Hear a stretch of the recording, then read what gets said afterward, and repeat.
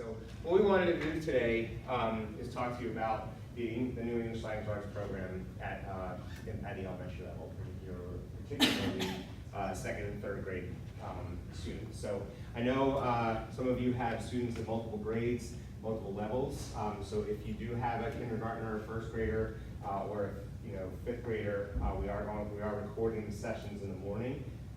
And we're putting those on the website. So if you have any questions or you want to take a look at those, you can certainly, certainly do so. My name is Rich Mitchell. I'm the English Language Arts Supervisor here for the school district, and I'm with Debbie Dinsmore. If you want to I'm a teacher on special assignment for elementary English language arts. Are you going to explain that? Yeah. Debbie has done the schoolwide program. She knows everything about it. She heads the program and is teaching me all about it. I came on in July, so when Deb talks about the history of all the different things that went into choosing this program and verifying that it was the right program for the district, the reason I'm not mentioned is because I wasn't here. I've tried to explain that, so people aren't wondering why I wasn't involved in that. But I'm learning the program, and I'm really excited. It's been a lot of fun to see, the teachers working with it. I've been about, I think, 70 classrooms at this point in September. Now it's October 1st, but I've been in 70 classrooms so far, and it's a lot of fun seeing the teachers work with it, and the kids really seem to enjoy it, and it's working very well. So I want to start off today. I like to start off with our mission, and our mission. The key word here is to educate and inspire. Inspire our students to read or to learn, and ultimately with our schoolwide program, inspiring them to read and to love reading. So our teachers are inspired by it, and certainly our students. And like I said, I've been in classrooms. Our students seem to be very much inspired by what they're doing, and they're very excited about it. And the way that we inspire students to read and love reading is to make sure they're connected with these beautiful books, and they learn how to read properly, find a perfect book for them, and we'll talk about those things during our program this morning. So, and some of you got a chance to take a look at those, at some of the books. So what we wanted to do this morning for you is to make sure that you have an understanding of the program that we have here in Westchester Area School District, and it's called Schoolwide, which we'll talk about. Understanding the language arts block of instruction. Each grade level, each classroom is allotted at least 120 minutes of English language arts time.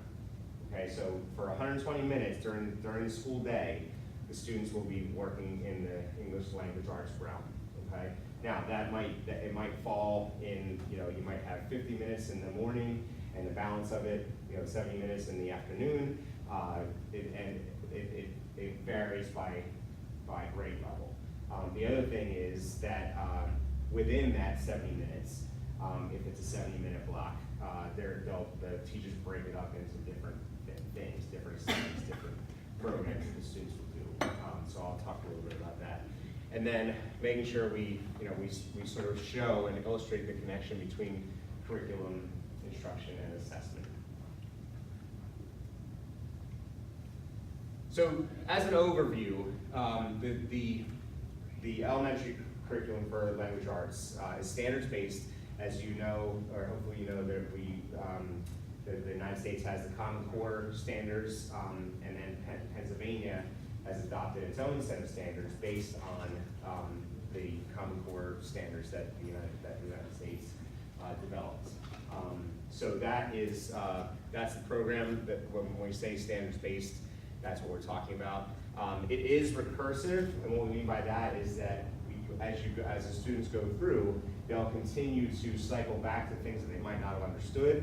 They'll continue to cycle back to skills, and it's kind of making sure that the students get pushed a little bit to make them be a little bit uncomfortable, okay? So they're learning something, and then as they learn it, or as they continue to learn, keep coming back to that. So there's ways the kids will learn throughout the year, or throughout the month or the week, that you know, the teacher will be able, they might not get it on Tuesday, but by Friday they'll get it, or by, you know, November they'll get it, or by the end of the year they'll get it, right? They're not the same student they were when they came in.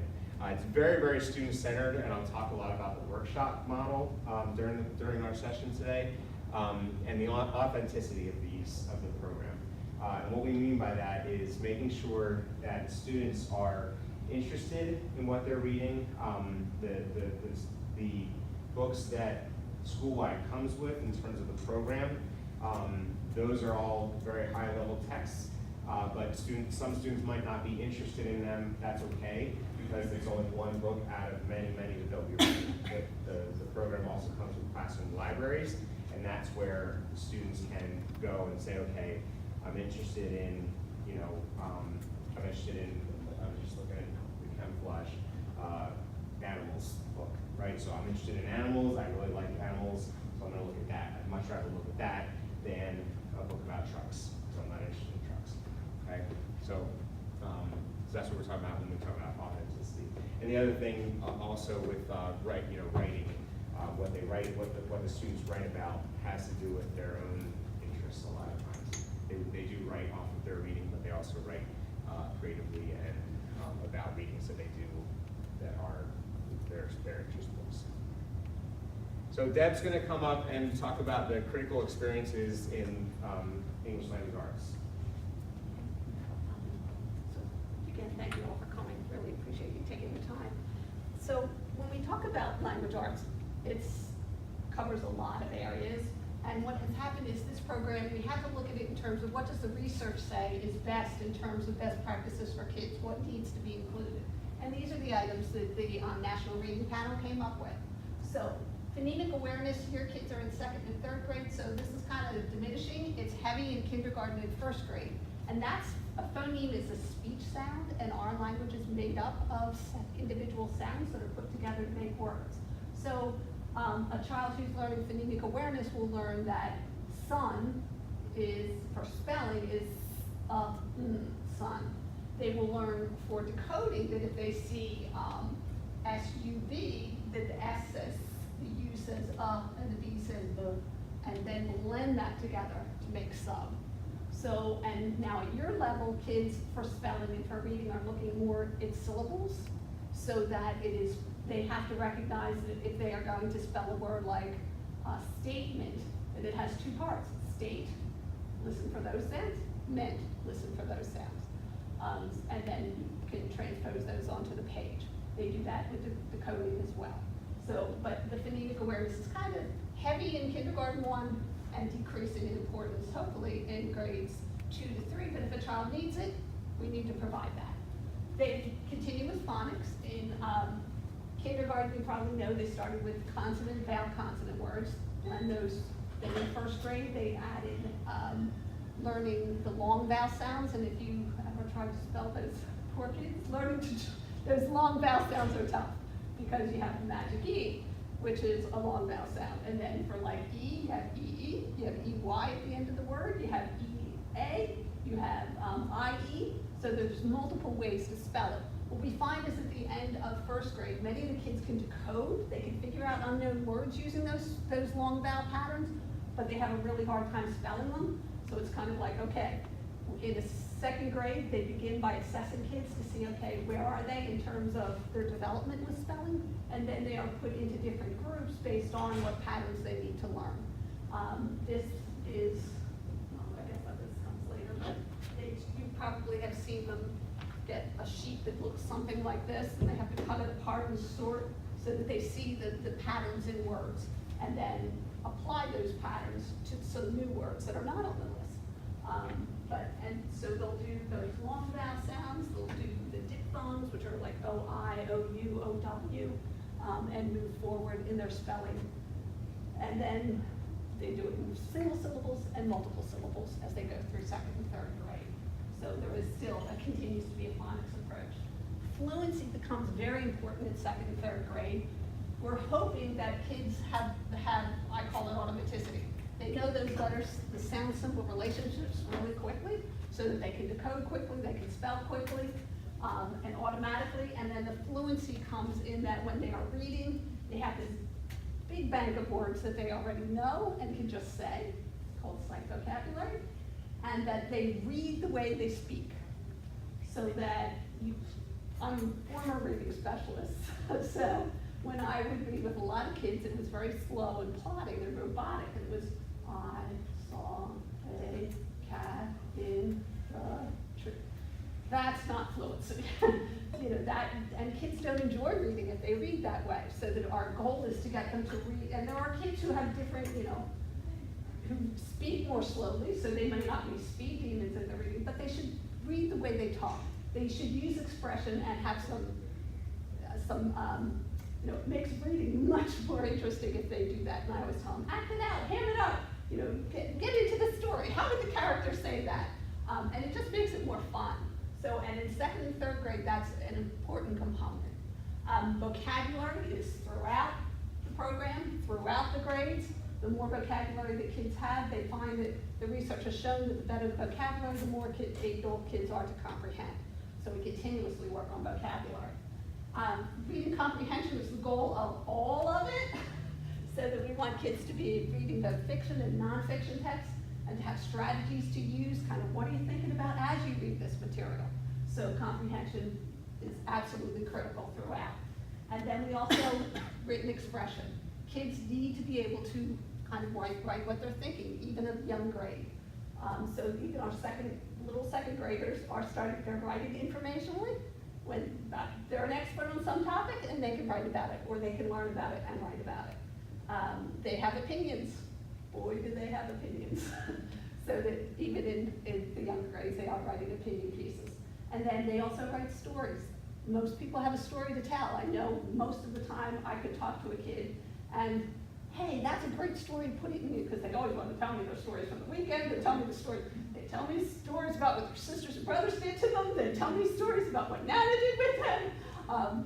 So that it's like, oh, that would be a great story to tell. Write it down. You know, so that they all do have those stories, and we try to use those stories to increase their ability to write and teach them strategies that authors use, and look at what authors do in books and have them models for good writing. So they're the main components of that 120-minute block. There's lots of things that have to happen, and you can see that they're able to divide and move kids from one thing to another. It may not happen every day, but across the week, all of these components should be happening. We try to encourage them to get as much done on any single day, but sometimes it's like you need longer to write and less time to read, so that can vary. Okay, so I showed you it's called Words Their Way. This spelling time. So if you're doing your homework with kids and the papers are flying around, my classroom used to be lots of paper flying around. But generally they should be cutting these out and working on these patterns to kind of, and the more they read these words, that goes into the visual memory, and they can remember those patterns of spelling.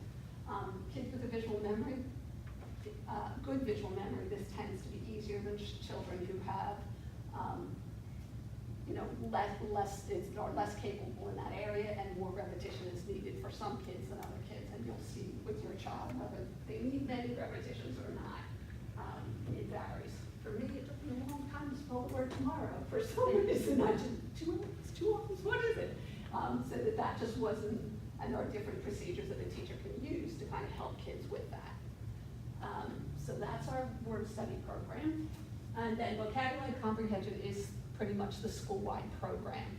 What happens is the materials are used for whole groups, so the teachers have what are called mentor texts, and I'm going to share one of those with you today. So they'll have, when Rich was secondary, and it's like, but in elementary we use beautiful books. Just like, beautiful books, and I'm like, yeah, these are beautiful books. When I look at these, they're visually appealing, so that, and they can learn a lot from them as well. So that they're, the teacher will share with the whole class a book and teach a strategy that goes along with that they can use as they think through text. So that's for whole group. You saw, if you had a chance to look on the side, there are the two buckets, the white buckets. Once a teacher has taught a strategy whole class, then they're going to meet in small groups with kids, because we know that all kids are at different levels in their developmental progress. So one of those buckets is like a first grade bucket, the other bucket is a third grade bucket. That's all I happen to have over here. I want these buckets in the schools so that the teachers have them to use. So they'll meet with the kids in small groups. They can kind of re-practice a strategy if that's needed, but some kids don't need it. Sometimes the whole group lesson is fine and they don't need more practice. In which case the teacher might be working on guided reading, where the child is reading a text that's a little bit challenging, not like frustrating challenging, but a little challenging. And as the kid goes through it, if there are certain spots that are challenging, or that the teacher wants to point out strategies that they could use to get through the hard parts, that's called guided reading, so that the teachers can vary.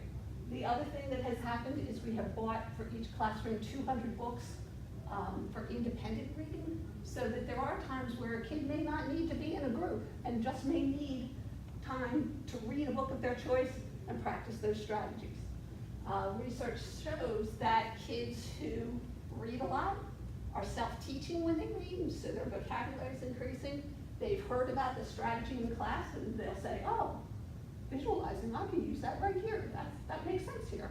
Or, oh, context clues, I know how to figure out what this word means because I can use the context clues, so that they can take and kind of self-teach and practice within those independent reading books. And again, they're beautiful books. So there's 200 books additionally in the classroom if kids want to go to the school library, the public library, wherever, but they can read something of their choice during that independent reading time. And the teachers will confer with them. It's not like they're let loose. I call it managed choice. I had a gifted student who was in 5th grade and kept picking the foot book by Dr. Seuss. You know the foot book? It's like, honey, I don't think so. Time's up. Time to move on. So realize that it is not total free. Like, have you met those kids? It's like, so that there are times where the teachers will interact and make sure that they're picking something that is going to help them educationally. It's foot book's a great book, love it, but you know what? It's not going to teach them anything. So, and we are about educating, so realize that. We do use a workshop model, kind of, that, and Rich will speak more detail, give you more detail about that, and high quality literature. Many of the books that are in the program are award-winning books. We went through and I went through and checked to make sure that these books were high quality and won awards, were, what I would say, had something to offer children. There are books, Captain Underpants. At this level, they love Captain Underpants. But I am not buying that educationally. It has its place, but it does not have its place. And then, kids get me all the time about Captain Underpants, and oh, you have to read it, it's great. I'm like, oh my gosh, this is not great. And I want them to love the books, but I also want them to see that there's other things out there. So that realize that we really did take a look at these to make sure that they were legitimate, what I call literature, with universal themes and high-level vocabulary, high-level thinking going on in that books.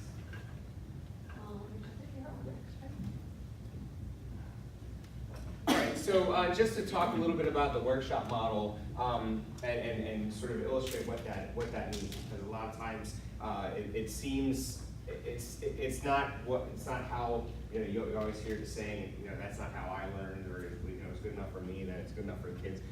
This is certainly where the research shows, and the way that the world of education is leading is the workshop model, and you'll see that throughout your child's school day, not only in language arts but also math, science, social studies, whatever it is that they're learning, they're doing it socially.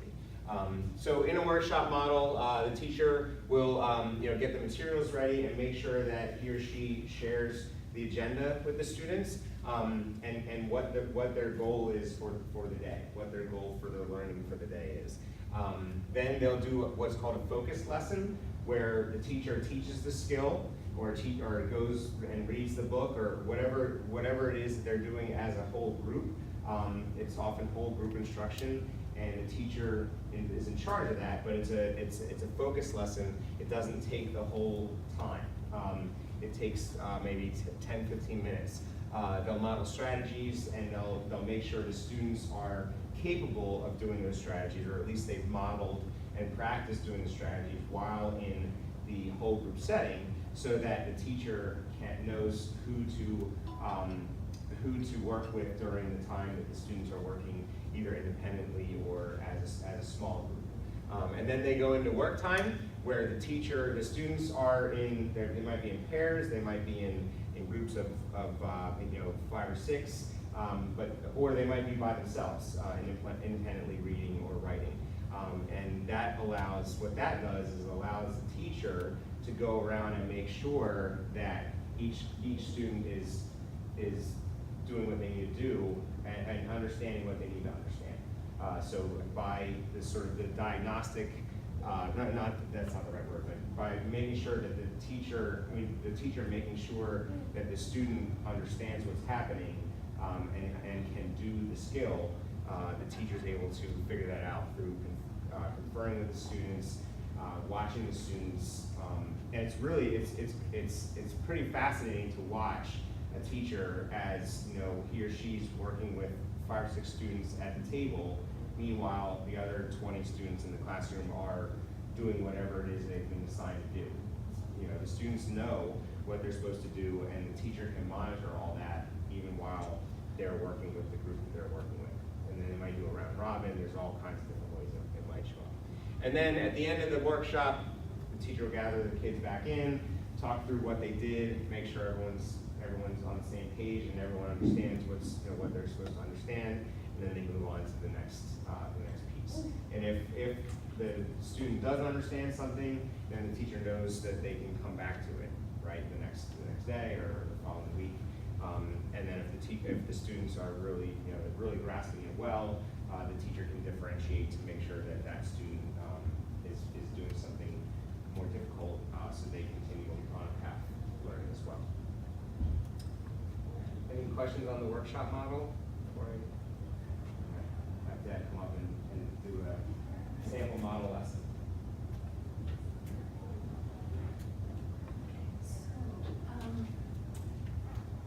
What you would imagine in an elementary classroom, the teacher's usually sitting on a chair. She has her little cherubs around her and a book that she's going to share with the class. Now, when they're sitting on the floor, usually surrounding the teacher, they're with what I call a thinking partner. So that's a person that they're going to talk to about what they're thinking, what they get, kind of what's happening in the book, what they know, things like that.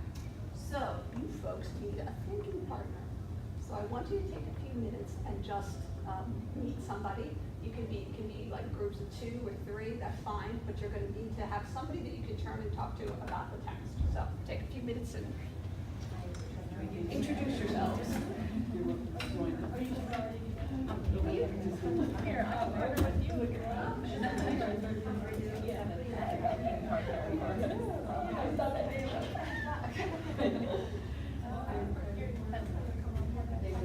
I have a 3rd grader.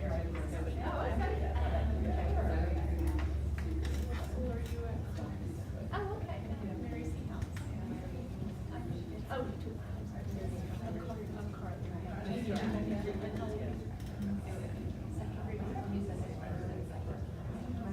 Saying the same things with them. I don't have a 2nd grader and a 5th grader. So my 2nd grader is the 2nd one. okay. Does everybody have a thinking partner? So, there are kids who it's like they want to sit with their best friend, and that doesn't always work. My granddaughter started kindergarten, and she and her buddy were talking too much, so the teacher had to move her at circle time, and I thought, yeah, I can see that happening. So we realized that sometimes they choose thinking partners, and sometimes they're assigned thinking partners depending on how's it going, because it is about the work more than about you want the socialization, but it has to be about the work essentially for these. Attention. I could get my 5th graders. Okay, share with you a book called The Butterfly Education. Frankly, teachers have doc cameras to put these up. I happen to scan these in, so I'm going to use part of the book today.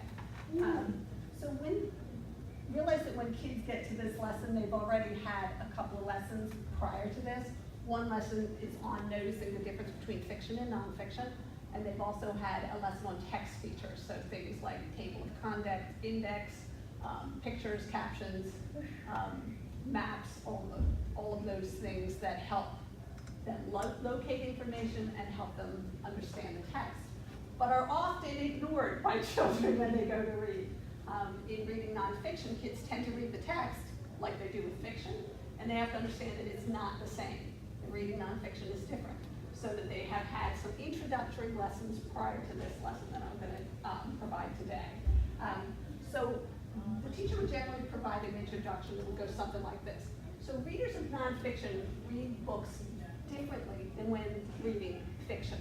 When I read nonfiction text, I really have to read slowly and carefully because my purpose is to get information, to gather facts and information about the topic that the author has covered. So to help me get my brain ready to get this new information, I do some things before I start reading. One of the things I do is I preview the text. I look in the book and I see if I can find a table of contents. Because if I take a look at the table of contents, it's often going to tell me what's coming. In this book, however, I flipped through and I tried to preview, and I noticed there is no table of contents. So that's not going to help me in this book, but in some other books it would. I also would preview, I'm going to take a look at the pictures. So I'm going to skim through the book and I'm going to look at the pictures and the captions, and I'm going to look at the headings. So I'm looking through so I can see the pages better. So I'm flipping through. Keep going. Keep going.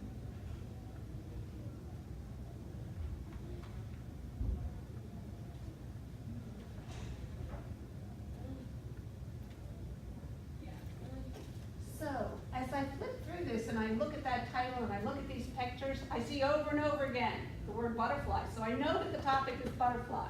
The next thing I'm going to do, I'm going to think about, what do I already know about butterflies? I want you to turn and talk with your partner and think about, what do you already know about butterflies? So think about that and talk to each other.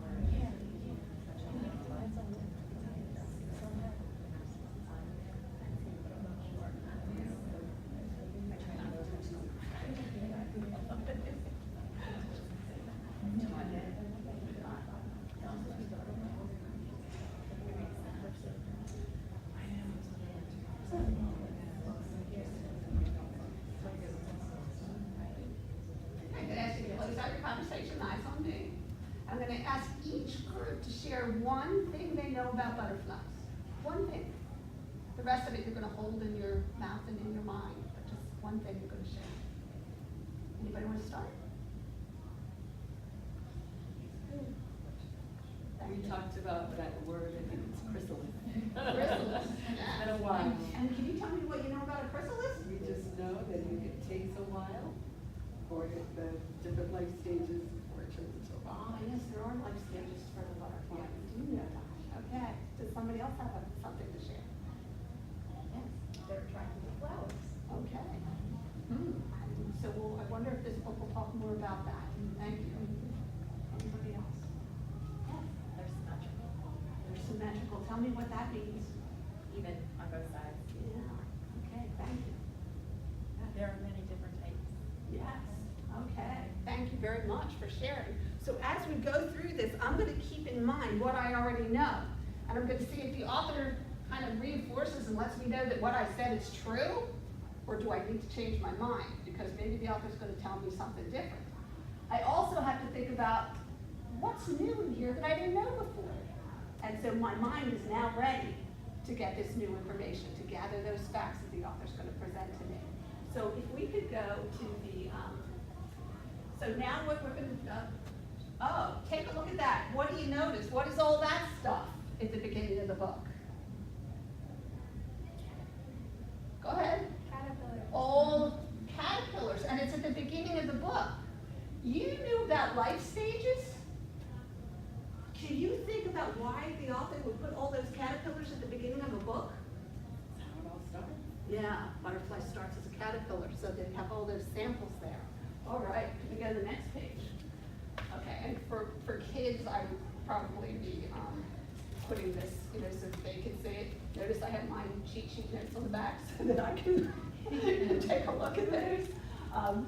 Rich, is there a way to enlarge it? You see the, What do you want to learn? just do one and see what happens. And then slide it up so they can see. Okay, so our heading is A Butterfly is Patient. Okay, and then Rich, move it up. Yeah, but you know what? I'm sorry, I can do it. I can do it all together.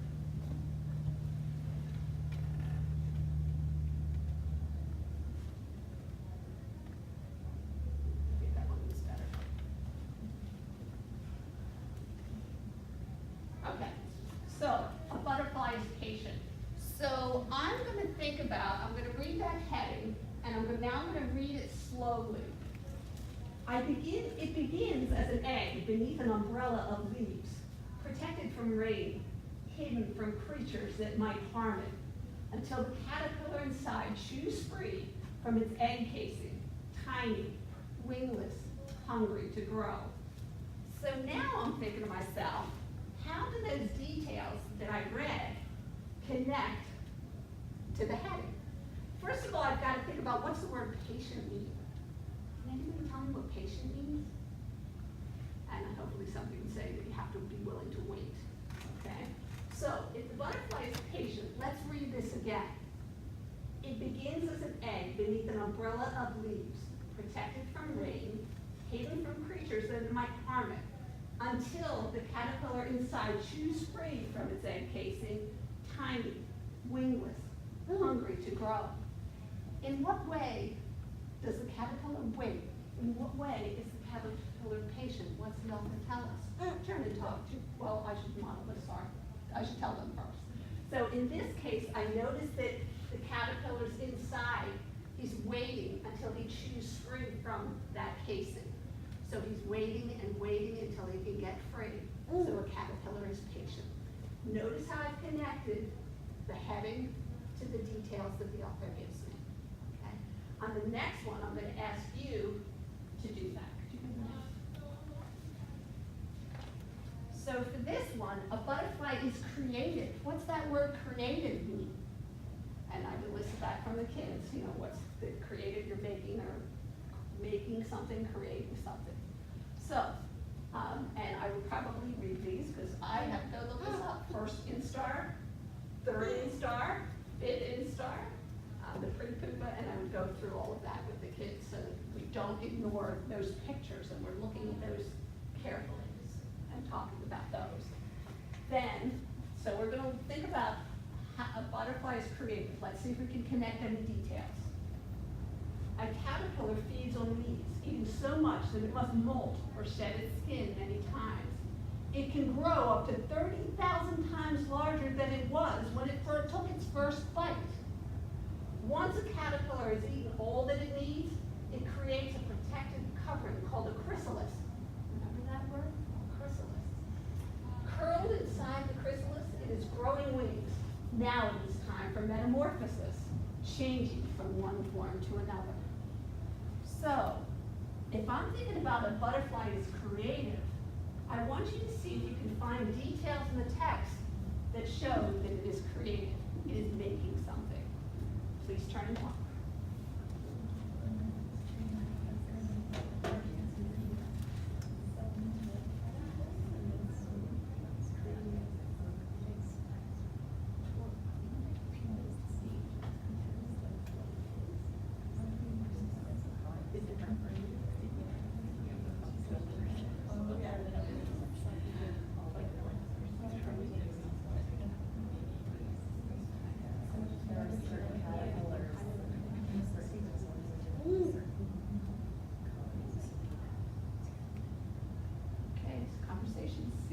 died down. So does anybody want to take a shot? And how is a butterfly creative, or why is a butterfly creative? You got the finger point. We know it creates a chrysalis and then it's forming the wings inside. Exactly. Okay, so it's making that chrysalis. What's a chrysalis? What is that chrysalis? Can you define words to describe it, or think of one of the pictures? Protective covering. Yeah. Okay. Now, the other thing I should point out is notice there are some high-level vocabulary words on there. So that's a teacher's choice. Like if I'm teaching this lesson, I probably would have done the vocabulary ahead of time or afterwards. But you're always going to foreground, like right now I'm foregrounding, making that connection between the heading and the facts, so that I may not worry about that vocabulary. It's there for them, but I might do that before or after in another session so that I don't muddy the waters for them. Because reading can be very complicated when you have to foreground in a lesson and background and realize that, you know, just because they didn't do it today, there's time to do it before or after, okay? Let's try one more. A butterfly is helpful. Helpful, so I have to think about that when I'm looking at that beautiful picture. I see all the flowers, and I remember somebody said they already knew that, somebody said it, yeah, that the butterflies like flowers, so let's read the details here. Butterflies, like bees, help pollinate plants so that they can reproduce or make seeds. As the butterfly flits from flower to flower, sipping nectar, tiny grains of pollen cling to its body, then fall away onto their flowers. Seeds are only produced when pollen is transferred between flowers of the same species. This is called pollination. So, I want you to think with your partner, connect how a butterfly is helpful to the details that you are given. And did you notice that I often had to reread to get those details? So you might need to reread to make that happen as well. Go ahead and take a minute, turn and talk.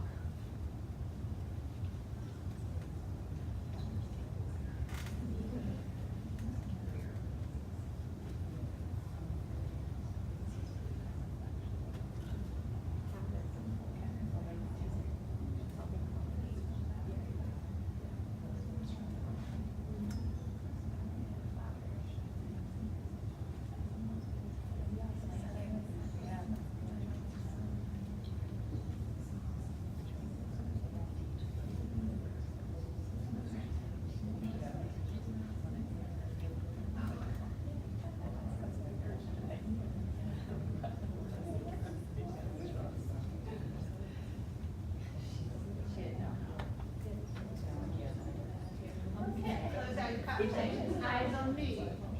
Would somebody be willing to share with me how a butterfly is helpful?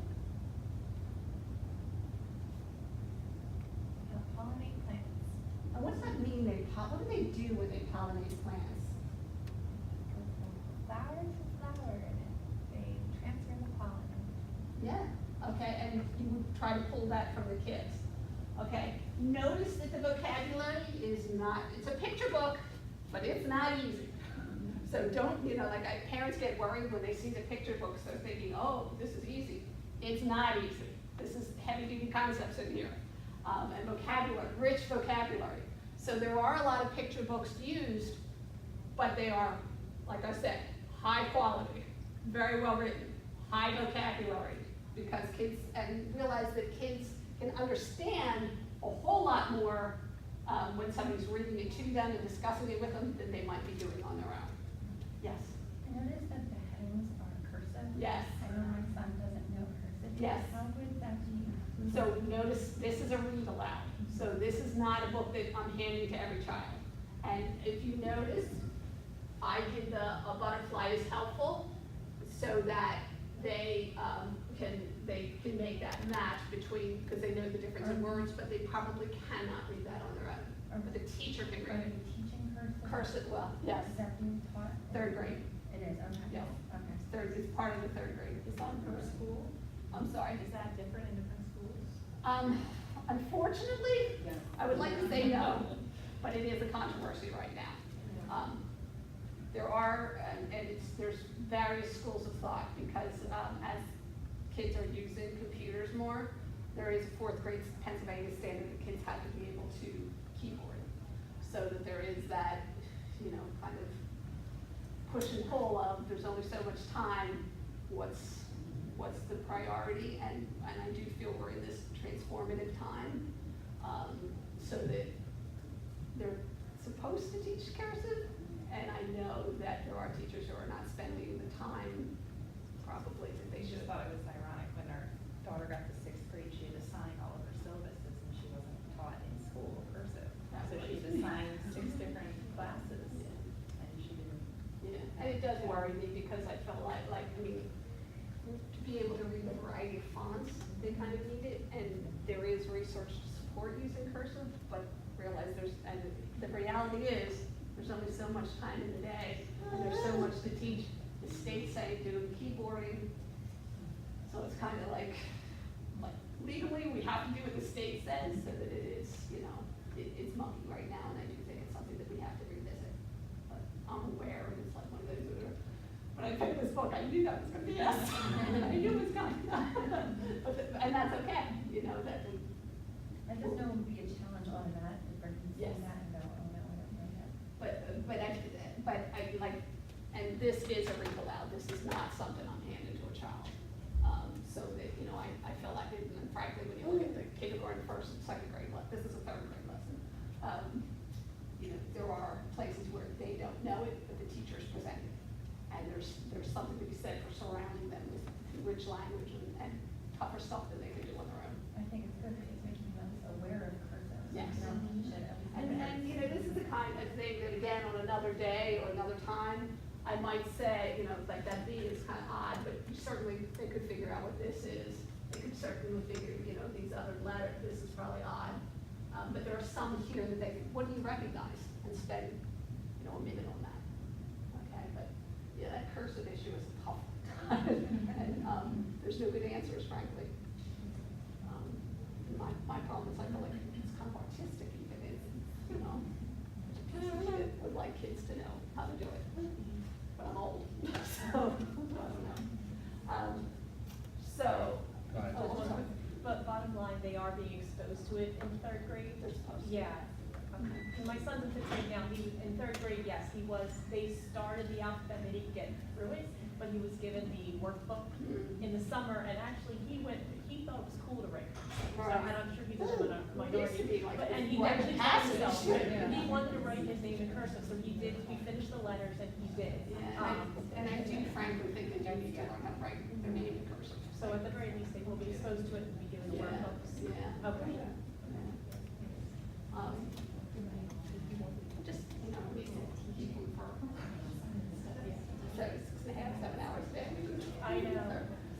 It's tough to get it all in. And language arts, you can see, it's broad, you know, so, they're trying, but. Can you just flip through? So what I would continue kind of practicing, and I would do this to kind of get a sense of how many of these pages do I need to do with the kids. I may do, you know, 2 and think through the conversation, and I would walk around and listen in when they're talking. It may be that I don't need to do the whole book, and I can just say, hey, if you would like to read this later, I'll put it over here and you can borrow it. Or it might be that I need to spend more time on this, I'm not sure. I did want to point out at the end pages of the book, they, now we've switched to butterflies, so I can also have a conversation where they're making the entrance. Why did the author start the book with all the caterpillars, yet end the book with the butterflies? And hopefully they would know enough or have garnered enough information from the text that they would be able to figure out, oh, this is the beginning of the life cycle, and then here's the end of the life cycle. So it's kind of, again, it's a very well done book. Okay, yes? No, it's fine. How Oh, you're here. is the reading supposed to be thematic, like is it specifically based on what the kids are doing in science to pair with it, or is it? Not necessarily. We do some of that. There is some blending, and one of the reasons we decided to begin the year with we began launching, kind of setting up the routines for workshop, and then they're going to nonfiction text, and that is because when we looked at it, and I did talk to the other supervisors, they're looking at textbooks, they're looking at nonfiction materials now, and it pervades the whole year, so we thought it would be better to start with this rather than fiction that doesn't, fiction's lovely and it's entertaining and it's wonderful, but educationally and academically, they needed nonfiction, so that's why we chose to do that. And we'll evaluate how that's going as we do it. There are 120 minutes that are separate from when they went to social Yes, science. yes, but they're reading in both places. Yes, yes. Are they rotating read alouds, like 1 week they'll do fiction, one nonfiction? Not by week, we're teaching by genre, so it'll be about, I think it's about 4 to 6 weeks, I would say, on nonfiction, and then they'll do 6 weeks on fiction, and then there's a section where it's kind of revisit, what do you need to spend more time on with your kids? What book clubs or what groups do you want to work on? And then they're gonna do poetry. April is poetry month, so April, they'll do poetry, and then they have another section where they can do fiction, nonfiction, the unique kind of things that teachers feel their kids need. Is the plan. And realize that, this is all new, so we'll evaluate along the way as we do it. So is this a program that's been mapped out by a book company, and then you guys are, or is it, do they tell you do this book this week, or you guys had a choice to do which book? The lesson plans for like the nonfiction is mapped out, the mentor texts, and for this lesson though, like I've been talking to people, this lesson they did about 4 different things in this and other things, and I felt like, okay, this needs to be more focused, so that there's still some teachers have to make some critical decisions about what can I do, what can my kids that are sitting in front of me handle, and I felt that was enough. They also included asking questions in this, and I feel like I would do that another day. Vocabulary, I would do another day, because you can teach using context clues. Kids don't understand the positives. Can you go back to page, okay, I think the first page. No, more, go back. Going back. Yep. First page, I had a bunch of them. So, rich kids, 1 forward, I'm sorry. Sorry, This it's one. just, So when I look at this, I want them to know, and it would be another lesson, that molt or shed, this is a positive that little kids don't understand, that the definition is right in there, and in nonfiction text, that happens frequently. So that's another lesson, different day, that I could use with this book. And in this page, it's molt, they have metamorphosis, I mean, really? That's where getting to figure more awareness from this metamorphosis, getting them to break that apart, and getting them to understand that the definition is right there. You don't have to go to a dictionary or a glossary because it's right there. So that, it's kind of like, there's the outline of what has to be done, and then there's what does your kids need, that kind of thing. In terms of the small groups and the independent, that would be teachers' decision based on their observations and their kid watching. Is this also part of the same reading program, or are they, okay? Yes, they have multiple things. We have some books from previously that they can use for guided reading, that are not literature-based, frankly.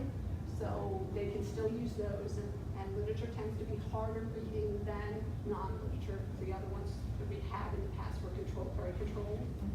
So we wanted to add that literature, so now they have the blend of the two, which is really good for kids. And so that when you get to a small group, I really should you. So, depending on where the child is in the progression, their group, the teacher can decide. Well, one group might be reading a book that kind of looks like this because they're below level. Another group, this is a 3rd grade book. So another group might be reading something that looks like this, and yet another group may be reading a book. You're familiar with these? They're wonderful. So it might be reading a book like this, and they would have to pick a book kind of based on where is the kid developmentally in the process, and also what strategy am I trying to teach with this one? What do I want them to do with it? Because not every strategy works with every book, but these strategies again are things that they can take to multiple books, not just. Notice I didn't say, what is metamorphosis? What is a chrysalis? It's getting them to kind of look at a strategy with using that heading and the text. And that all comes out in the conversation, whether they understood it or not. So, and the teachers choose choices for this.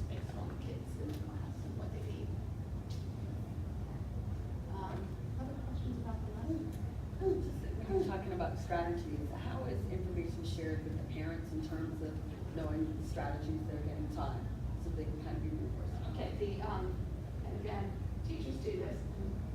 Hopefully you're getting a newsletter. So information like that would be in the newsletter. If you want more specific information, I would contact the teacher and ask. Okay. There is an outline in terms of what they're going to be teaching. But there's nothing that says on this day you have to be doing this strategy. So there's a little variation in terms of where we are. You know the reading program? Schoolwide.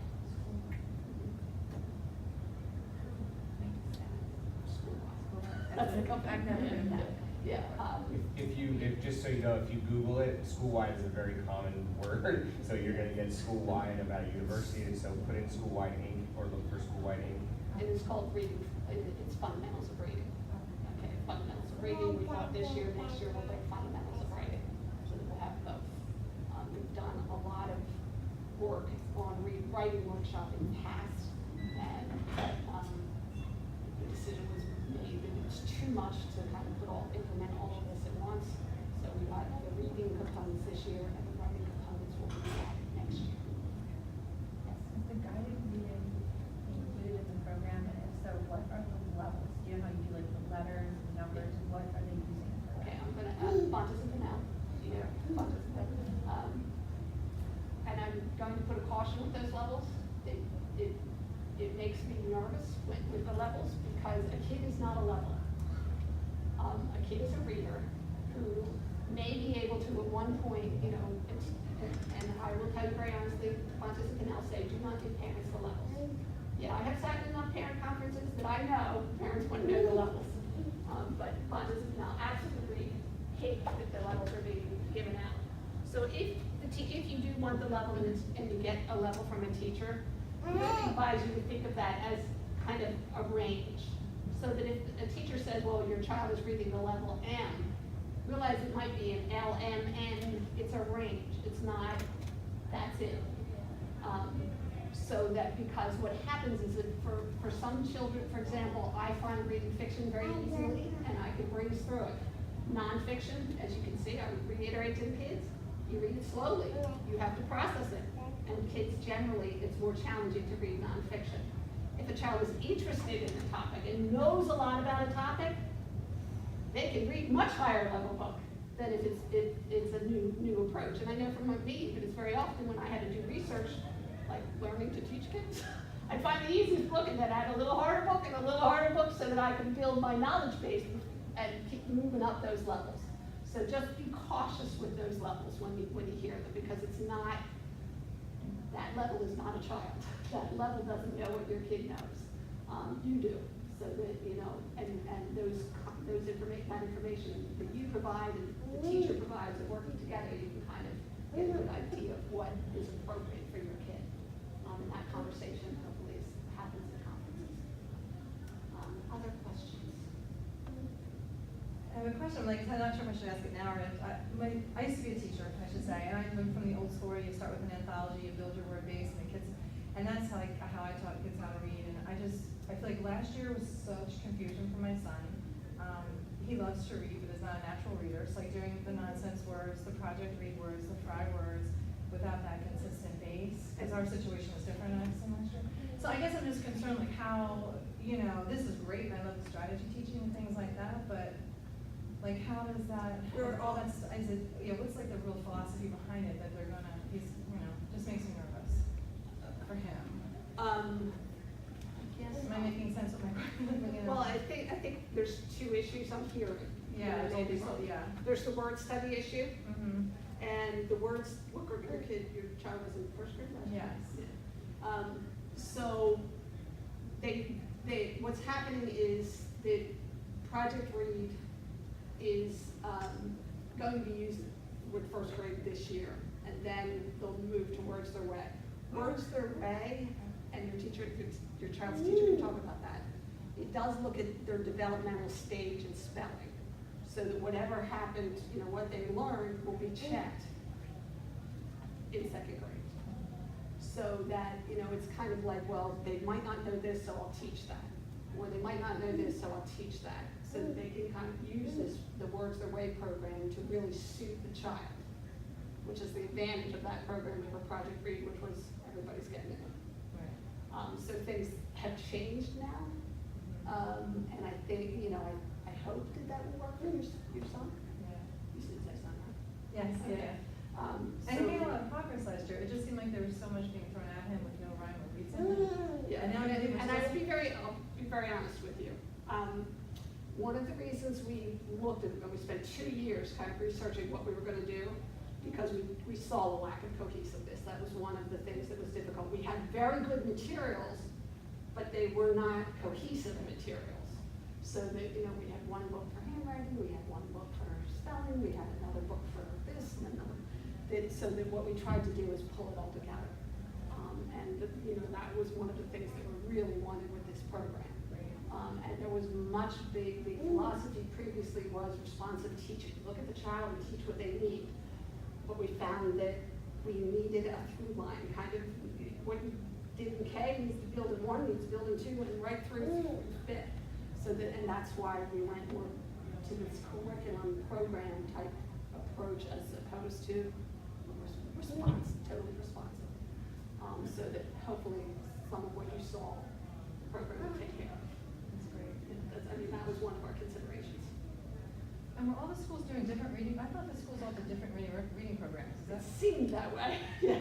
Okay. Yeah, and that's where, again, we wanted the So now we're all doing the same consistency. thing?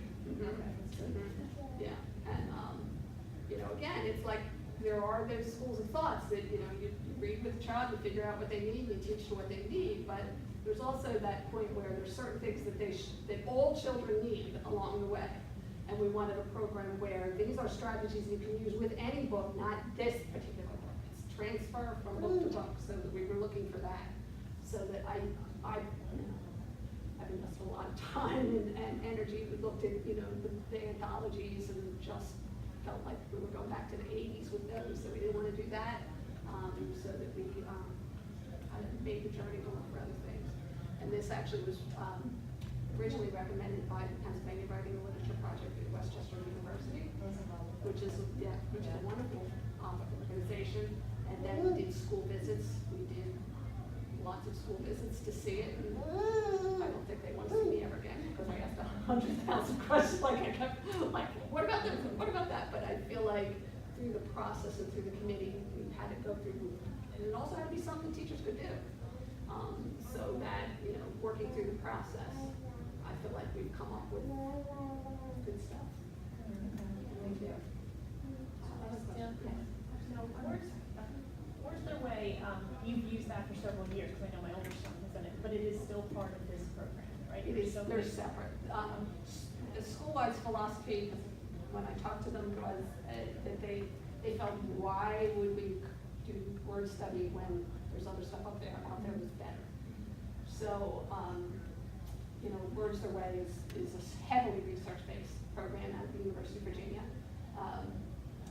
The national expert, these people really know their stuff, and the assessments and kind of along the way to check where are they developmentally, what do they know, what do we need to teach is there, so that program will,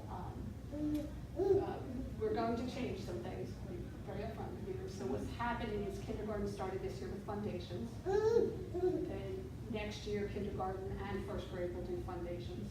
Then we're gonna add second grade, and then we'll add third grade. We did not want to have a child start with Project Read and switch to a new program where there may be holes and gaps, so that we wanted to keep the program kind of flowing. So, Words Their Way is going to stay in 4th and 5th. It really is a research-based program, so it will stay in 4th and 5th with, but we are going to kind of switch across years and some other stuff. So second grade this year, what will happen? Second grade is going to do Words Their Way. Okay. With Exton, I know was going to start with Project Read because they saw some holes that they wanted to fill. And that's out there, that if you see assessment, you look at the assessments and you teach children, not a program. So they looked at the assessments and said, oh, we need to get a little stronger in this area, and so they're gonna do some review Project Read lessons and then go to Words Their Way. And that's fine, teaching children, that's not programs.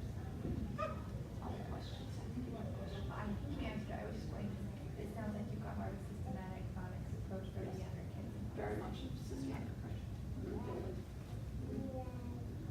Okay, other questions? Took too long. I'm sorry.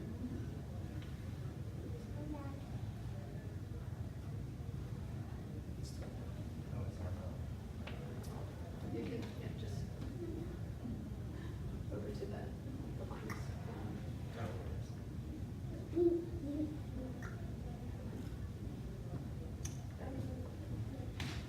Okay, so for, just to kind of finish up with the written expression, like we talked about, or hopefully you can sort of infer that reading and writing, they coincide with each other.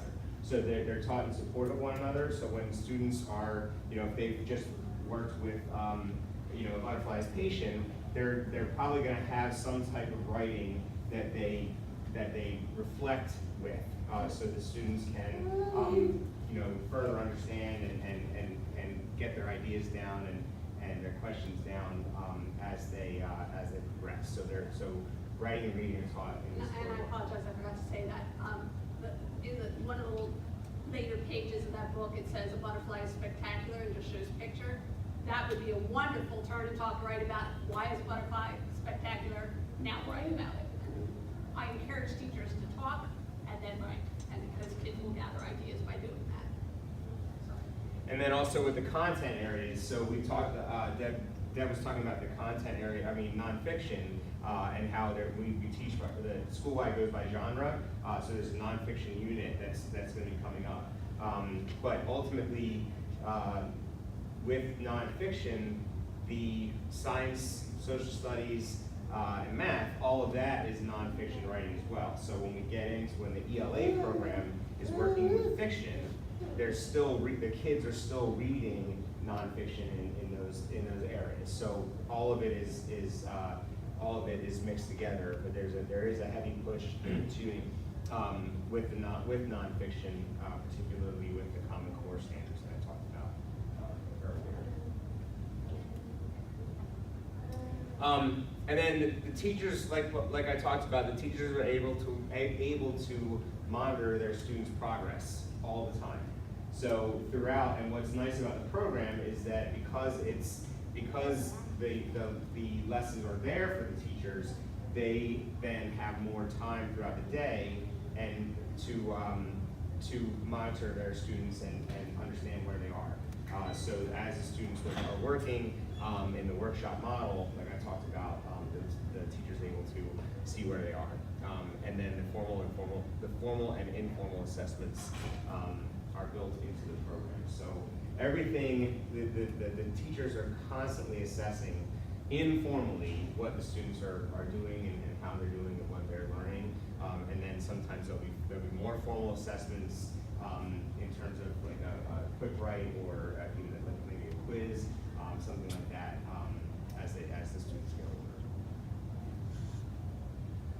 So that's what we have for you today. We had a lot of questions already.